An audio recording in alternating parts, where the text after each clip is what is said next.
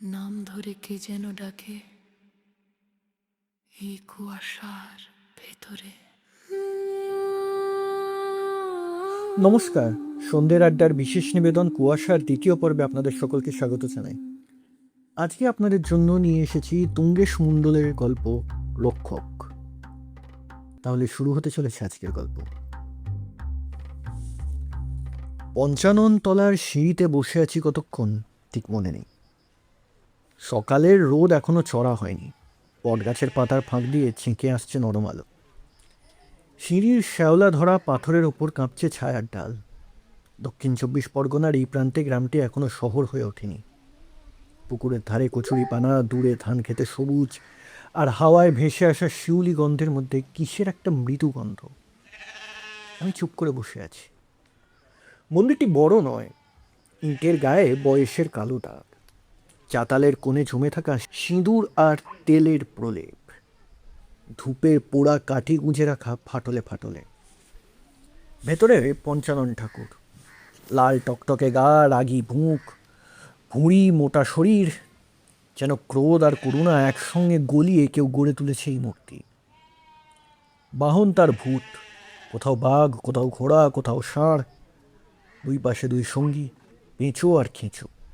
বুড়ো পুরোহিত একদিন বলেছিলেন ওরা ধনুষ্টঙ্কার আর ওলা ওঠার প্রতিরূপ। রোগ, মৃত্যু, আতঙ্ক সব নিয়ে ঠাকুরের পাহারায় দাঁড়িয়ে। আমাদের দেশে এমন দেবতা আছে যাদের নাম শহরের লোক ভুলে গেছে। মহাদেবের আদি রূপ, বৈদিক যুগেরও আগেকার কোনো প্রাচীন আদিম দেবতা। কেউ বলেন পঞ্চানন, তেমনই একজন। মৎস্যজীবনী এক নারীর গর্ভে মহাদেবের পুত্র। এই দক্ষিণের চলা জঙ্গলের লোককথায় তিনি বেঁচে আছেন আজও। কাশীর যা কাল ভৈরব, কলকাতায় সেই পঞ্চানন। শহরের অদৃশ্য রক্ষক। কেউ অবশ্য বলেন কলকাতার আসল ভৈরব কালীঘাট নকুলেশ্বর। সে তর্কে আমি যাই না। আমি শুধু জানি যখন আর কোথাও দাঁড়াবার জায়গা ছিল না, তখন এই সিঁড়ি আমায় ধরে রেখেছিল। কি আশ্চর্য, কত দূরের শহর থেকে আমি এই গ্রামে এসে দাঁড়িয়েছি। কলকাতার গলির ভিতর জন্ম, ইট কাঠের ভিড়ে বড় হওয়া এই আমি আজ এক গ্রাম্য মন্দিরের চাতালে বসে আছি, যেন এখানেই আমার ঠিকানা। যেন বহুকাল আগে আমি এই পাথরের গায়ে আমার নাম লিখে গিয়েছিলাম, ভুলে গিয়েছিলাম শুধু। একটা ফিঙে পাখি উড়ে এসে বসলো পাঁচিলের ওপর, লেজ তুলিয়ে কিছুক্ষণ তাকিয়ে রইল আমার দিকে, তারপর নিঃশব্দে উড়ে গেল। হাওয়ায় বটের পাতা মরমর করে উঠল। দূরে কোথাও শাঁখ বেজে উঠল একবার। কারো বাড়িতে বুঝি পুজোর আয়োজন। সেই শব্দ আমার বুকের ভেতর কেমন একটা কাঁপন তুলে দিল। কতদিন এমন শাঁখের শব্দে আমার গা শিউরে উঠত না, ভয় হতো না, কষ্ট হতো না। আজ শুধু একটা শান্ত শূন্যতা। মানুষ ভাবে যা পেরিয়ে এসেছে তা বুঝি মুছে গেছে। মুছে যায় না। বুকের ভেতরে কোথাও একটা পুরনো ক্ষতের দাগ থেকেই যায়, রোদে পড়লে চিকচিক করে ওঠে। আমার গলায় আজও একটা তোতলামি লেগে আছে। কথা বলতে গেলে এখনো মাঝে মাঝে আটকে যাই, যেন কোনো এক রাতের আতঙ্ক আমার জিভের ডগায় গেঁথে রেখে গেছে তার চিহ্ন। সেই রাতের কথা মনে পড়লে আজও না থাক। আমি পঞ্চাননের মুখের দিকে তাকালাম। সেই রাগী চোখ, সেই স্থির দৃষ্টি, যেন সব জানেন, যেন সব দেখছেন, যেন আমার সমস্ত পাগলামি, সমস্ত লোভ, সমস্ত মোহ আর তার পরিণতি সব কিছুই দেবতার সামনে খোলা পাতার মতো পড়ে আছে। কে জানতো একদিন আমি এখানে এসে দাঁড়াবো? কে জানতো ফ্লিপকার্টের সেই কর্মব্যস্ত দিনগুলো, সেই অফিস ঘর, সেই মানুষগুলো সব পেরিয়ে আমার গন্তব্য হবে এই নির্জন মন্দিরের সিঁড়ি। মন্দিরের ঘণ্টা একবার বেজে উঠল ঢং করে, আর তার রেশের সঙ্গে সঙ্গে আমার মনটা পিছনে ছুটে গেল, অনেক অনেক পেছনে। সেই দিনগুলোয় যেদিন আমি প্রথম তাকে দেখেছিলাম। আহানা নামটা মনে পড়তেই বুকের ভেতরটা একবার মোচড় দিয়ে উঠল, তারপর আবার শান্ত হয়ে গেল। যেমন পুকুরের জলে ঢিল পড়ে, ঢেউ ওঠে, আবার মিলিয়ে যায়।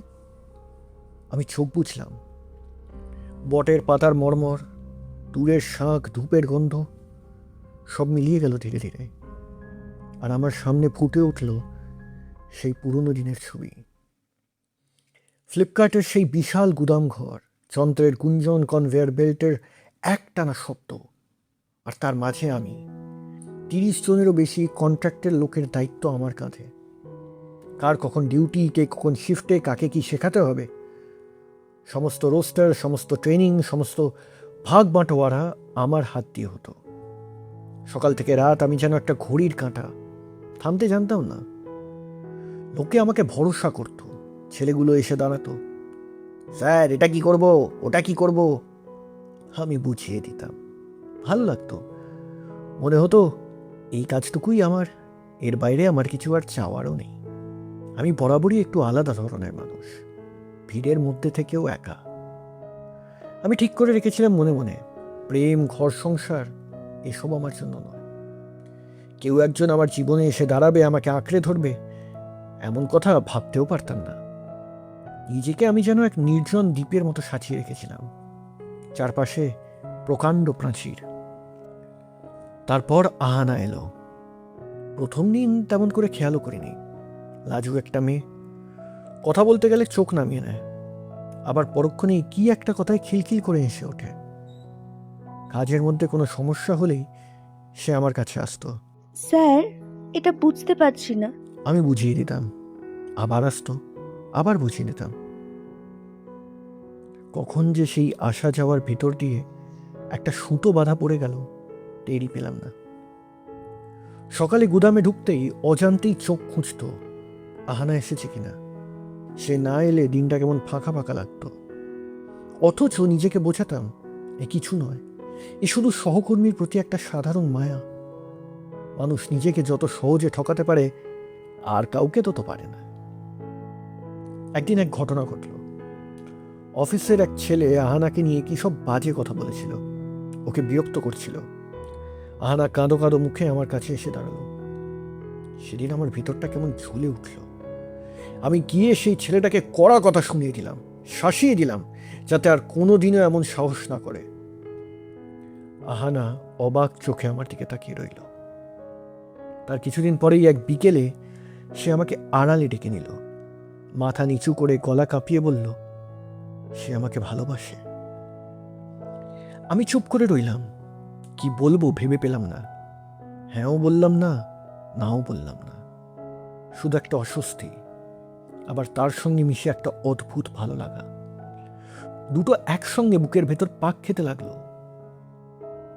আমি স্পষ্ট করে কিছু বুঝলাম না, অথচ তার সঙ্গে কথা বলাও বন্ধ করলাম না। সে রোজ আসতো, কথা বলতো, আমিও শুনতাম। সে অভিমান করে বলতো, তুমি তো মুখ ফুটে কিছু বললে না, অথচ আমার সঙ্গে বেড়াতে যেতেই তোমার আপত্তি নেই। কথাটা সত্যি। আমি নিজেও জানতাম না কেন এমন করছি। একদিন তাকে নিজের বাড়িতেও নিয়ে গেলাম, বাবা মায়ের সঙ্গে আলাপ করিয়ে দিলাম। মা ওকে যত্ন করে খাওয়ালেন, গল্প করলেন। আহানা সলজ্জ হাসিতে ঘরময় ঘুরে বেড়ালো। আমি দূর থেকে দেখলাম আর ভাবলাম, এ আমি কি করছি? যে দ্বীপের চারপাশে এত যত্নে প্রাচীর তুলেছিলাম, সেই প্রাচীরে কখন একটা ফাটল ধরে গেছে, আর সেই ফাটল দিয়ে জল ঢুকছে নিঃশব্দে। অথচ নিজের মুখে কোনোদিনও বলতে পারলাম না, আহানা আমিও তোমাকে। মানুষের মন বড় বিচিত্র, যা সবসময় চায় তাকেই সে সবসময় দূরে ঠেলে রাখে। হয়তো ভয়, হয়তো অভিমান, হয়তো হয়তো নিজের প্রতি অবিশ্বাস। হয়তো ভাবতাম সময় আছে, একদিন সব ঠিক বলে দেব, যেন সময় বুঝি আমার জন্য থেমে থাকবে। থামেনি। সেই সময়টার কথা মনে পড়লে আজও বুকের ভেতরটা কেমন গুমড়ে ওঠে, যেন একটা স্বপ্ন, না দুঃস্বপ্ন, যার ভেতর দিয়ে আমি হেঁটে গিয়েছিলাম চোখ খোলা রেখে, অথচ কিছুই দেখতে পাইনি। একদিন আহানা এসে বলল, মৃণাল বলে একটি ছেলে নাকি ওকে প্রেম নিবেদন করেছে। আমি শুনে চুপ করে রইলাম। বুকের বুকের ভেতর কি একটা মোচড় দিল, কিন্তু মুখে কিছুই প্রকাশ করলাম না। আহানা বলল সে রাজি হয়নি, ফিরিয়ে দিয়েছে। তবে মৃণাল নাকি বলেছে, তাহলে অন্তত বন্ধু তো থাকতে পারি। আহানা এই প্রস্তাবে আপত্তি করেনি। আমি তখন কি একটা আশ্চর্য কথা বললাম, আজও ভেবে পাই না কেন বলেছিলাম। বললাম, মৃণাল ছেলেটা ভালো, তুমি বরং ওর সঙ্গেই থাকো। আমার চেয়ে আমার মনে হয় ও অনেক বেশি তোমায় সুখী রাখতে পারবে। কথাটা বলার সময় আমার গলা কাঁপেনি, অথচ ভেতরে যেন কেউ ছুরি বসিয়ে দিল। আমি কেন বললাম এ কথাটা? হয়তো ভেবেছিলাম আমার মতো নিঃস্ব ভাঙাচোরা মানুষের সঙ্গে থাকার চেয়ে ও সত্যিই বেশি সুখী হবে অন্য কারোর সঙ্গে। হয়তো নিজেকে শাস্তি দিচ্ছিলাম। মানুষ যখন নিজের সুখকে নিজের হাতে গলা টিপে মারে, তখন তাকে কেউ থামাতে পারে না। আহানা সেদিন ভীষণ রেগে গেল, চোখের জল নিয়ে চলে গেল। আমি বুঝলাম ভুল করেছি, কিন্তু ততক্ষণে কথা মুখ থেকে বেরিয়ে গেছে তীরের মতো, যা আর ফেরানো যায় না। এরপর থেকে আমি অফিসে যথাসাধ্য দূরত্ব রাখা শুরু করলাম। কে কি ভাববে, কি রটাবে, এই ভয়ে আহানার সঙ্গে কথা বলা কমিয়ে দিয়েছিলাম। কিন্তু দূরত্ব রাখলেই কি মন দূরে থাকে? আমি দূরে সরছিলাম, আর ভিতরে ভিতরে আরও বেশি করে জড়িয়ে পড়ছিলাম। তারপর ধীরে ধীরে সেই সব ছোট ছোট লক্ষণগুলো চোখে পড়তে লাগলো, যেগুলো একজন মানুষকে রাতের পর রাত জাগিয়ে রাখে। শুনলাম মৃণাল নাকি একদিন আহানার বাড়ি পর্যন্ত পিছু নিয়ে গেছিল। আমি রাগে গজগজ করে উঠলাম। ভাবলাম মৃণালকে গিয়ে শাসিয়ে দেবো, কিন্তু আহানা থামিয়ে দিল। থাক, দরকার নেই। তারপর একদিন অফিসে কানাঘুষো শুরু হলো। আহানা আর মৃণালকে নাকি একসঙ্গে বাইকে দেখা গেছে রাতের বেলায়। আমি আহানাকে জিজ্ঞেস করলাম। সে বলল, ও তো শুধু লিফট দিয়েছিল, রাত হয়ে গেছিল তাই। কিন্তু আমার মাথার ভেতর কিছু একটা খচখচ করতে লাগলো। আহানার বাড়ি রানাঘাটের দিকে, আর মৃণাল থাকে কল্যাণীর কাছে। দুটো তো একদম উল্টো দিকে। তাহলে লিফট দেবে কি করে? আমি অঙ্ক কষলাম, আবার কষলাম, কিছুতেই মিলল না। এই না মেলা অঙ্কটাই আমার বুকের ভেতর কাঁটার মতো বিঁধে রইল। এরপর থেকে যেন আমার চোখে একটা পর্দা পড়ে গেল। সব কিছুতেই সন্দেহ। অফিসের সময়ও দেখতাম ওরা দুজনে সবসময় একসঙ্গে কথা বলছে, হাসছে। প্রতিটা হাসি আমার বুকে এসে বিঁধত। এই যন্ত্রণাটা এমন এক যন্ত্রণা যা কাউকে বলা যায় না, অথচ একা বইয়েও নেওয়া যায় না, অথচ একা বইয়ে নেওয়াও যায় না। একদিন আমি আর সহ্য করতে না পেরে আহানাকে বললাম, হয় মৃণাল নয় আমি, যে কোনো একজনকে বেছে নাও। আহানা সঙ্গে সঙ্গে আমাকে কেটে দিল, সম্পূর্ণ। আর কোনো কথা বলল না। আর তখনই আমি সবচেয়ে বড় ভুলটা করলাম। বুকের এই অসহ্য ভার, এই দম আটকানো কষ্ট কাউকে না বলে আর পারলাম না। ভাবলাম কাউকে বললে যদি একটু হালকা লাগে, যদি কেউ আমার পিঠে হাত রেখে বলতো, চিন্তা করো না। তাই আমি বলতে শুরু করলাম। কন্ট্রাক্টর ছেলেদের, স্থায়ী কর্মচারীদের যাকে সামনে পেতাম তাকেই। ভাবতাম এতগুলো মানুষের মধ্যে একজন তো আমার এই বুকের পাথরটা সরিয়ে দিতে পারবে। কিন্তু মানুষ চেনা বড় কঠিন। কেউ কেউ সত্যি সহানুভূতি দেখালো, আর কেউ কেউ যারা মুখে সমবেদনা দেখিয়ে মনে রস নিচ্ছিল, তারা সেই কথাগুলো নিয়ে চারিদিকে রটিয়ে বেড়াতে লাগলো। আমার দুঃখ হয়ে উঠল অফিসের আলোচ্য বিষয়। আমি বুঝতেও পারলাম না কখন আমার এই কাতরতা সকলের সামনে নগ্ন হয়ে পড়েছে। মানুষ নিজের দুর্বলতা যখন সকলের কাছে মেলে ধরে, তখন কেউ তাকে সান্ত্বনা দেয় না, শুধু তামাশা দেখে। কয়েক রাত পরে মৃণাল নিজে আমাকে ফোন করলো। গলায় তার ধমকের সুর। বলল, আমি নাকি আহানাকে নিয়ে চারিদিকে বাজে কথা রটাচ্ছি। আরও বলল, আহানা এখন তার গার্লফ্রেন্ড, আর আমি যেন এবার থেকে দূরে থাকি, আর কোনোদিনও যেন ওদের মাঝে না আসি। আমি ফোনটা রেখে দিলাম। হাত কাঁপছিল সেদিন, কিন্তু এর পরে যা হলো তা আমার সমস্ত অস্তিত্ব নাড়িয়ে দিল। শুনলাম আহানা নাকি আমার বিরুদ্ধে পশের নালিশ করেছে, যৌন হেনস্থার অভিযোগ। আমার মাথায় যেন বাজ পড়ল। আর তখনই সেই মুহূর্তে একটা পুরনো কথা বিদ্যুতের মতো আমার মনে ঝিলিক দিয়ে উঠল। সেই যে ছেলেটা, যাকে আমি একদিন আহানার হয়ে শাসিয়েছিলাম, যে ছেলেটাকে বিরক্ত করত, তার বিরুদ্ধেও তো আহানা ঠিক এমনই করে পশের নালিশ করেছিল। সেদিন আমি ওর হয়ে রুখে দাঁড়িয়েছিলাম, আর আজ ঠিক সেই একই অস্ত্র আমার বুকে এসে বিঁধল। বুকের ভিতরটা হিম হয়ে গেল। যাকে আমি রক্ষা করেছিলাম, যার জন্য রুখে দাঁড়িয়েছিলাম, সেই আজ আমার দিকে সেই একই তীর তাক করল। আমি বুঝলাম যে নকশা আমার চোখের সামনে এতদিন ধরে আঁকা হচ্ছিল, আমি তার একটা রেখাও ধরতে পারিনি। বাড়িতেও এর আঁচ এসে পড়ল। আমার বিধ্বস্ত মুখ, রাতের পর রাত নির্ঘুম চোখ, মা সব লক্ষ্য করছিলেন। শেষে একদিন মা আর থাকতে না পেরে নিজেই আহানাকে বার্তা পাঠালেন। স্পষ্ট ভাষায় লিখলেন, মৃণালকে বলে দাও সে যেন আর কোনো দিন তুঙ্গেশকে ফোন না করে, নাইলে আমরা পুলিশে খবর দিতে বাধ্য হব। মায়ের এই বার্তাটা পড়ে আমি অনেকক্ষণ চুপ করে বসে রইলাম। একদিকে স্বস্তি, অন্যদিকে এক গভীর লজ্জা। আমার জন্য আমার মাকে এই কথা লিখতে হলো। যে ছেলে 30 জন লোককে সামলাতো, আজ সে নিজের জীবনটাকেই সামলাতে পারছে না। জানলার বাইরে তাকালাম। সন্ধ্যা নেমে এসেছে। দূরে কোথাও একটা পাখি ডেকে উঠল, করুণ একটা না। আমি জানতাম না সবচেয়ে অন্ধকার রাত তখনও আসতে বাকি। আমার সবচেয়ে বড় লজ্জাটা ছিল অন্য জায়গায়। এই আমি যে আজ মেয়ে মানুষের মোহে পড়ে পাগলের মতো ছটফট করছি, এই আমি কিছুদিন আগেও অন্য এক পথের পথিক ছিলাম। 2020 সালের কথা। তখন আমার মন পড়েছিল ঈশ্বরের দিকে। সংসারের কোনো টান ছিল না, সাধুসঙ্গ করতাম, ভোরে উঠে জপতপ করতাম, ঘন্টার পর ঘন্টা ধ্যানে বসে থাকতাম। এক সময় তো মনে মনে স্থিরই করে ফেলেছিলাম, সংসার আমার জন্য নয়, আমি সন্ন্যাসী হব, গেরুয়া পরে বেরিয়ে পড়ব, কোথাও কোনো বাঁধন রাখবো না। আর সেই আমি কিনা আজ একটা মেয়ের জন্য রাতের পর রাত জেগে কাঁদছি। এই দুটো সত্তা আমার ভেতরে দিনরাত লড়াই করত। একদিকে সেই ধ্যানমগ্ন মানুষটা, যে জানতো মোহমায়া সব মিথ্যে, যে জানতো এই দেহ, এই সম্পর্ক সব ক্ষণস্থায়ী। আর অন্যদিকে এই রক্ত মাংসের আমি, যে আহানাকে চায়, যে তার এক টুকরো হাসির জন্য সব ত্যাগ করতে রাজি। এই দুই আমি যখন মুখোমুখি দাঁড়াতো, তখন ভিতরে এক নিঃশব্দ যুদ্ধ বেঁধে যেত। আর সেই যুদ্ধে আমি একটু একটু করে ভেঙে পড়তাম, নিজের কাছে নিজে ছোট হয়ে যেতাম। যে মানুষ জগৎকে জয় করতে চেয়েছিল, সে আজ একটা সামান্য মোহের কাছে হার মানল। ইতিমধ্যে আহানা আর মৃণাল দুজনেই একসঙ্গে অফিস ছেড়ে উধাও হয়ে গেল। কোথায় গেল কেউ জানে না।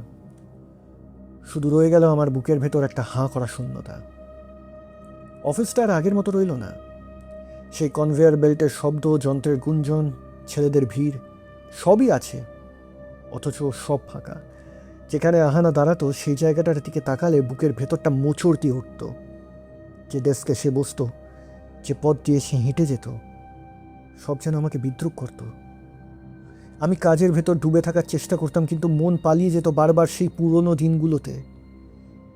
তখন আমি আবার ফিরলাম ঈশ্বরের কাছে, কিন্তু এবার আর সেই শান্ত ধ্যানমগ্ন মানুষ হিসেবে নয়, এক কাঙাল ভিক্ষুকের মতো।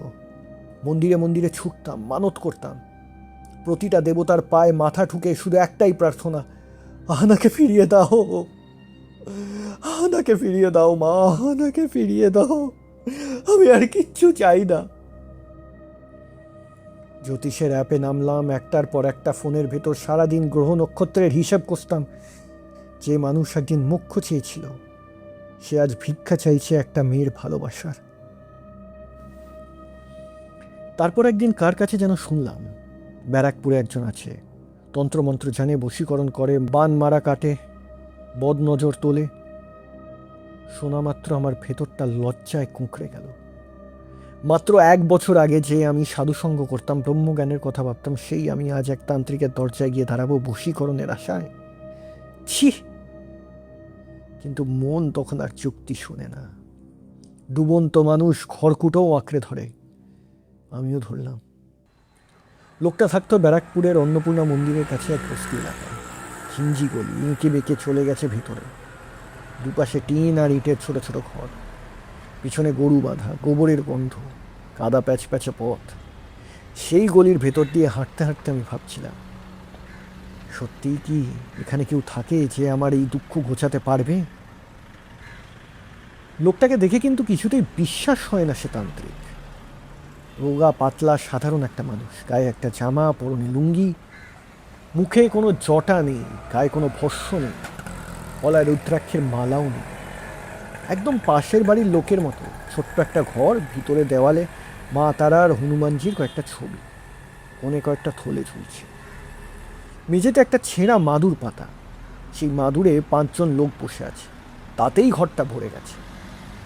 মাঝখানে বসে আছে সেই লোকটা, একে একে সকলের সমস্যা শুনছে আর সমাধান বাতলে দিচ্ছে।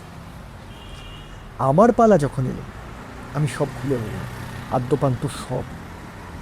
লোকটা শুনলো, তারপর বলল, ওর একটা ছবি আছে। আমি আহানার ছবি বের করে রাখলাম।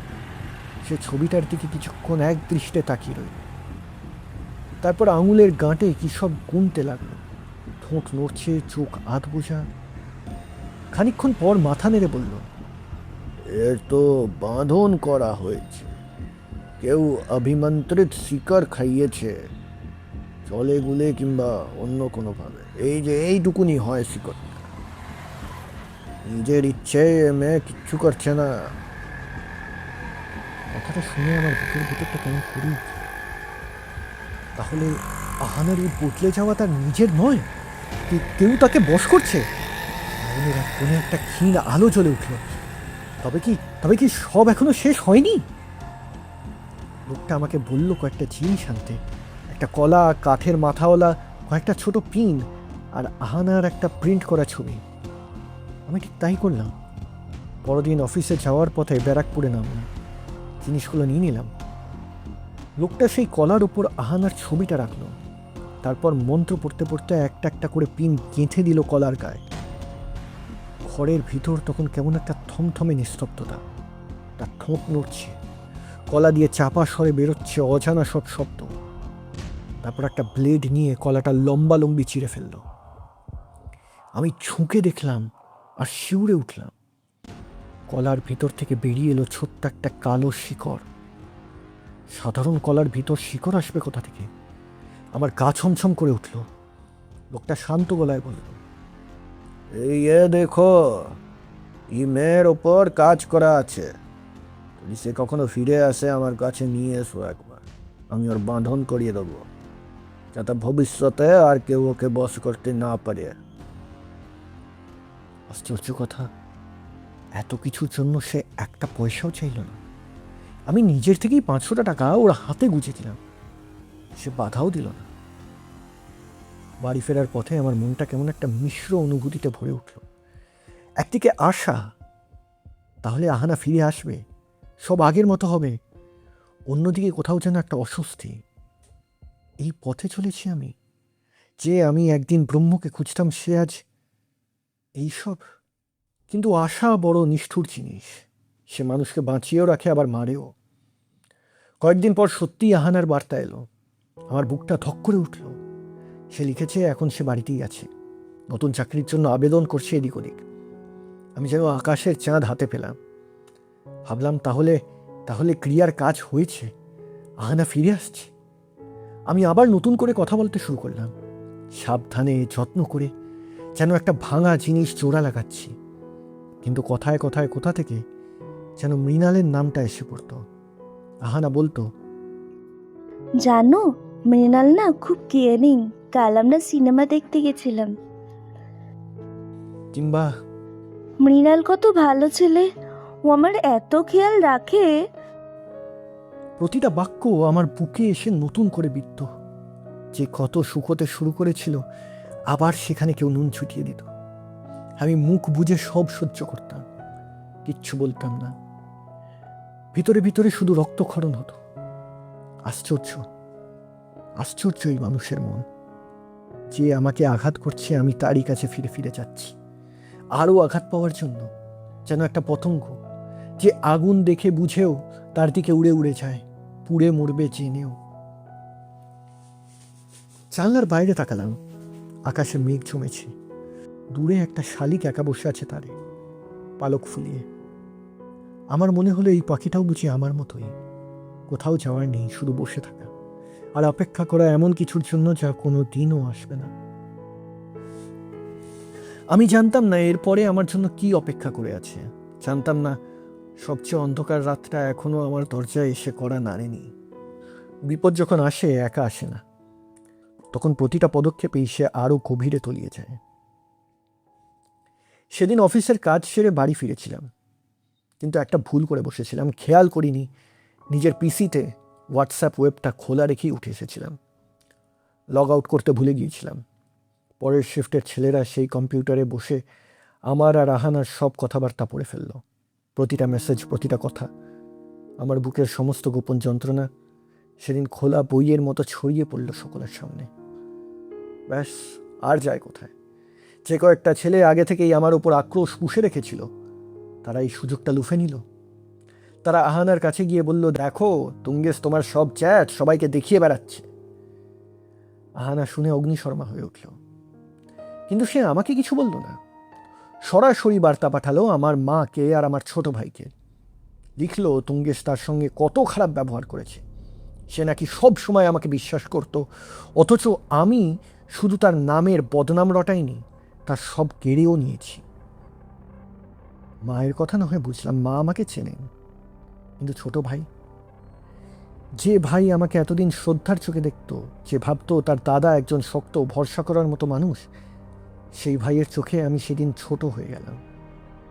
সে আমার দিকে এমন এক দৃষ্টিতে তাকালো যেন আমাকে চিনতেই পারছে না। সেই দৃষ্টি আজও আমাকে রাতে ঘুমোতে দেয় না। নিজের ভাইয়ের চোখে সম্মান হারানোর চেয়ে বড় শাস্তি একজন বড় ভাইয়ের আর কি হতে পারে? আর যাওয়ার আগে, আমাকে ব্লক করে দেওয়ার ঠিক আগে, আহানা একটা ছবি পাঠালো। মৃণালকে চুমু খাচ্ছে সেই ছবি। ছবিটা দেখার পর আমার মনে হলো কেউ যেন আমার বুকের ভেতরা হাত ঢুকিয়ে হৃৎপিণ্ডটাকে মুঠো করে চেপে ধরল। চোখের সামনে সব অন্ধকার হয়ে গেল। আমি বুঝলাম এতদিন যা চোখ এড়িয়ে গিয়েছিলাম, যে সত্যিটা মানতে চাইনি, সেটাই আজ নগ্ন হয়ে আমার সামনে দাঁড়িয়েছে। তারপর থেকে আমার শরীর মন ভেঙে পড়তে লাগলো। প্যানিক অ্যাটাক শুরু হলো। হঠাৎ হঠাৎ বুক ধরফর করতে লাগলো, দম আটকে আসতো, হাত পা ঠান্ডা হয়ে যেত। সেই ছবিটা মৃণাল আর আহানা একসঙ্গে চোখ বুঝলেই ভেসে উঠত, আর আমার শ্বাস বন্ধ হয়ে আসতো। এমনই এক একটা আতঙ্কের মুহূর্ত থেকে আমার গলায় একটা তোতলামি বাসা বাঁধল। খুব উত্তেজনায় কথা বলতে গেলে শব্দ আটকে যেত, জিভ জড়িয়ে যেত। এক রাতে আর সহ্য করতে না পেরে আমি ভাইয়ের কাছে গেলাম। কিছু বললাম না, শুধু জড়িয়ে ধরতে গেলাম, একটু আশ্রয়ের জন্য, একটু উষ্ণতার জন্য। কিন্তু ভাই আমাকে জড়িয়ে ধরল না, কাঠ হয়ে দাঁড়িয়ে থাকলো। আমার দুটো হাত শূন্যে ঝুলে রইল কিছুক্ষণ, তারপর নেমে এলো। আমি ফুপিয়ে কেঁদে ফেললাম। মানুষ যখন সবচেয়ে অসহায় হয়, তখন একটা আলিঙ্গনই তার কাছে সারা পৃথিবীর সমান। সেটুকুও আমি পেলাম না। সেই রাতেই আমি ছুটলাম ব্যারাকপুরে, সেই লোকটার কাছে। আবার সেই ঘিঞ্জি গলি, সেই গোবরের গন্ধ, সেই ছোট্ট ঘর। আমি হাঁপাতে হাঁপাতে সব বললাম। চ্যাট ফাঁস হয়ে যাওয়া, মায়ের কাছে নালিশ, ভাইয়ের চোখে ছোট হয়ে যাওয়া, সেই ছবি আর তোতলামি, আমার ভেঙে পড়া সব। লোকটা চুপ করে শুনল, তারপর কিছু না বলে চোখ বন্ধ করে বসে রইল কয়েক মিনিট। ঠোঁট মাঝে মাঝে নড়ছে, যেন ভিতরে ভিতরে কারোর সঙ্গে কথা বলছে। ঘরের ভেতরে তখন এক অদ্ভুত নিস্তব্ধতা। আমি রুদ্রশ্বাসে অপেক্ষা করলাম। খানিকক্ষণ পরে সে চোখ খুলল, আমার দিকে স্থির দৃষ্টিতে তাকিয়ে বলল, তুমি তো শুধু ওকে ফিরে পাওয়ার জন্য মরিয়া হয়ে উঠছ, নিজের কথা একবারও ভাবছো না? আমি অবাক হয়ে বললাম, মানে কি বলতে চাইছেন? সে একটু থামলো, তারপর গম্ভীর গলায় বলল, মা বলছেন পরের যে ক্রিয়াটা আছে সেটা যদি করি, তাহলে মেয়ে তো ফিরে ঠিকই আসবে। তোমাকে তার মাসুল দিতে হবে ভীষণ ভাবে। তোমার মাথা ঠিক থাকবে না, এমনকি এমনকি প্রাণ সংশয়ও হতে পারে। ভালো করে ভেবে দেখো, আর যদি কিছু হয়ে যায় তখন আমার কাছে ছুটে এসো না। কথাগুলো শুনে যে কোনো সুস্থ মানুষ থমকে যেত, একটু থামতো, ভাবতো, পিছিয়ে আসতো। কিন্তু আমি তখন আর সুস্থ ছিলাম না। আমার ভিতর তখন যুক্তি বলে কিছু অবশিষ্টই ছিল না। শুধু ছিল একটা অন্ধ পাগল করা আকুতি। আহানাকে চাই, যে কোনো মূল্যে চাই। আমি এক মুহূর্তও না ভেবে বলে ফেললাম, হ্যাঁ হ্যাঁ হ্যাঁ হ্যাঁ, আমি ওকে ফেরত চাই, আমি ওকে ফেরত চাই, আমি আর কিছু চাই না। লোকটা আমার মুখের দিকে কিছুক্ষণ তাকিয়ে রইল। সেই দৃষ্টিটি কি ছিল? করুণা নাকি সতর্কতা, নাকি এক গভীর জানাশোনার ভার? আজও বলতে পারি না। তারপর সে একটা দীর্ঘশ্বাস ফেলে মাথা নাড়ল, যেন বলতে চাইল এই ছেলেকে আর বোঝানো যাবে না। সে আমাকে কয়েকটা জিনিস আনতে বলল, কিন্তু সেসব জিনিসের নাম আমি জীবনে কখনো শুনিনি। অদ্ভুত সব নাম, অচেনা সব উপকরণ। আমার হতবম্ব মুখের দিকে দেখে সে বুঝল, বলল, থাক থাক, তুমি পারবে না জোগাড় করতে, আমি এনে রাখবো, 2 সপ্তাহ পর এসো। সেই 2 সপ্তাহ আমার কাছে যেন দুযুগ। প্রতিটা দিন, প্রতিটা রাত আমি গুনে গুনে কাটালাম। মনের ভেতর একটাই কথা করত, এবার সব ঠিক হয়ে যাবে, আনা ফিরবে। আর কিছু আমি ভাবলামই না, না নিজের কথা, না সেই সাবধানীর কথা। ডুবন্ত মানুষের চোখে তো সামনে কুমিরটাও খড়কুটোর মতো ঠেকে, তাই না? 2 সপ্তাহ পরে আবার গেলাম ব্যারাকপুরে। লোকটা আমাকে 3টে পুঁটলি দিল, ছোট ছোট কাপড়ে বাঁধা। ভিতরে কি আছে জানি না। সে বুঝিয়ে দিল, একটা গঙ্গায় গিয়ে জলে ডুবিয়ে দিতে হবে, একটা পুঁতে দিতে হবে কোনো অশ্বত্থ গাছের তলায়, আর তৃতীয়টা বাড়ি থেকে অনেক দূরে কোথাও মাটিতে পুঁতে দিতে হবে। আমি ঠিক তাই করলাম, অক্ষরে অক্ষরে। প্রথম পুঁটলিটা নিয়ে গেলাম গঙ্গার ঘাটে। সন্ধ্যা নেমে আসছিল, তখন জলের ওপর শেষ আলোর কাঁপন। আমি পুঁটলিটা জলে ছেড়ে দিলাম। দেখলাম সেটা একবার ভেসে উঠল, তারপর আস্তে আস্তে তলিয়ে গেল কালো জলের ভেতরে। কেমন একটা শিরশিরে অনুভূতি হলো বুকের ভেতর। দ্বিতীয়টা পুঁতলাম একটা পুরনো অশ্বত্থ গাছের তলায়। সন্ধ্যের অন্ধকারে গাছটাকে কেমন বিশাল রহস্যময় লাগছিল। তার ঝুড়ি নেমে আসছে মাটি পর্যন্ত, পাতায় পাতায় হাওয়ার শব্দ, যেন গাছটা ফিসফিস করে কিছু বলছে। আমি মাটি খুঁড়ে পুঁটলিটা পুঁতে দিলাম, তারপর আর পিছনে ফিরে তাকাইনি। তৃতীয়টা নিয়ে গেলাম বাড়ির থেকে অনেক দূরে, এক নির্জন জায়গায়। সেখানেও মাটি খুঁড়ে পুঁতে দিলাম। কাজ সেরে যখন ফিরছি, রাত হয়ে গেছে। আকাশে চাঁদ নেই, শুধু ছেঁড়া মেঘ, চারিদিকে ঝিঝির ডাক একটানা। আমার মনে হলো আমি যেন কোনো একটা সীমানা পেরিয়ে এলাম, এমন একটা সীমানা যার ওপারে আর ফেরা যায় না। আমি বাড়ি ফিরে শুয়ে পড়লাম, কিন্তু বুকের ভিতর একটা অজানা ভার, একটা চাপা অস্বস্তি, যেন কিছু একটা ঘটতে চলেছে যা আমার আয়ত্তের বাইরে। বাইরে হাওয়া দিচ্ছিল, জানলার কপাট একবার ঠকঠক করে উঠল। আমি চোখ বুঝলাম, আর জানতাম না ওপারের অন্ধকারে কে বা কারা আমার অপেক্ষায় দাঁড়িয়ে আছে। সেই রাতের কথা আজও যখন মনে পড়ে গায়ের রোম খাড়া হয়ে ওঠে। ঘুম আসছিল না, বুকের ভিতরে সেই চাপা ভার, সেই অজানা অস্বস্তি। চোখ বুঝে আছি কিন্তু মনটা সজাগ। হঠাৎ মনে হলো ঘরে আমি আর একা নই। চোখ মেললাম, আর যা দেখলাম তাতে আমার সমস্ত শরীর হিম হয়ে গেল। বিছানার দুপাশে দাঁড়িয়ে আছে 2টো কালো অবয়ব। মানুষ নয়, আবার আবার ছায়াও নয়, যেন 2টো কালো পাথরের মূর্তি, নিকষ কালো, নিরেট, নিস্পন্দ। ঠিক যেন 2জন প্রহরী পাহারায় দাঁড়িয়ে আছে আমার শয্যার দুধারে। তাদের মুখ নেই, চোখ নেই, তবু আমি স্পষ্ট অনুভব করলাম তারা আমার দিকেই তাকিয়ে আছে। আমি নড়তে পারলাম না, চিৎকার করতে পারলাম না, গলা দিয়ে স্বর বেরোলো না। শুধু পড়ে রইলাম পাথরের মতো, ভয় কাঠ হয়ে। কতক্ষণ এমন ছিলাম জানি না। কখন যে চোখ বুজে এলো, কখন যে একটা ঘোরের মতো অবস্থায় তলিয়ে গেলাম, মনে নেই। ভোর তখন আন্দাজ 4টে হবে। অভ্যাস মতো উঠে বসে জব করতে শুরু করলাম। মালা হাতে নিলাম, চোখ বুঝলাম। কিন্তু আজ কি একটা অন্যরকম, জপে মন বসছে না। ভিতরে ভিতরে একটা তীব্র ভয় জাঁকিয়ে বসছে। কেন? কিসের ভয়? বুঝতে পারছি না।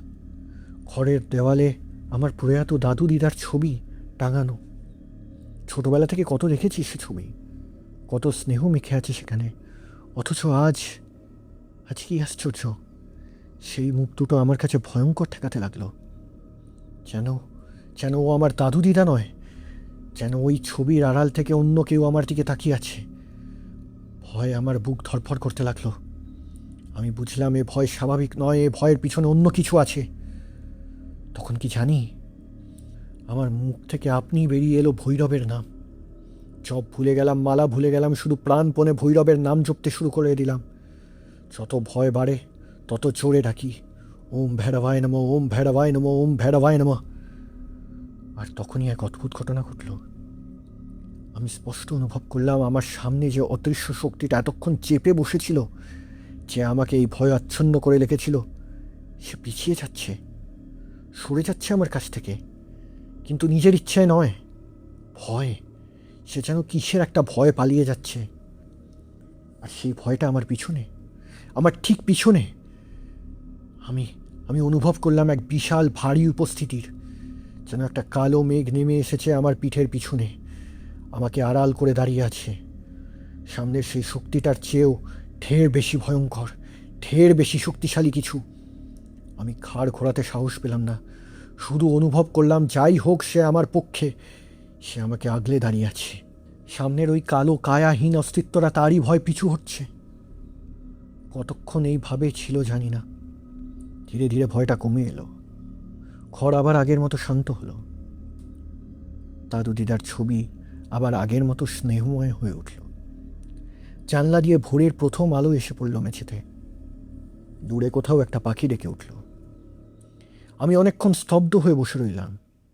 বুঝলাম সে রাতে আমার ঘরে কিছু একটা ঘটে গেছে যা আমার বোধের অতীত।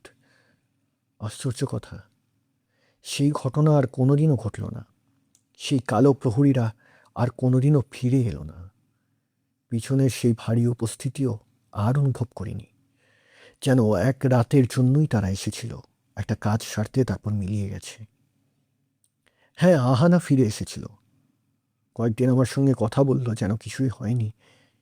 কিন্তু কি আশ্চর্য, তাকে দেখে আমার বুকের ভেতর আর সেই টান অনুভব করলাম না, সেই অস্থিরতা, সেই দম আটকানো আকুতি, সেই পাগল করা মোহ, কিচ্ছু না।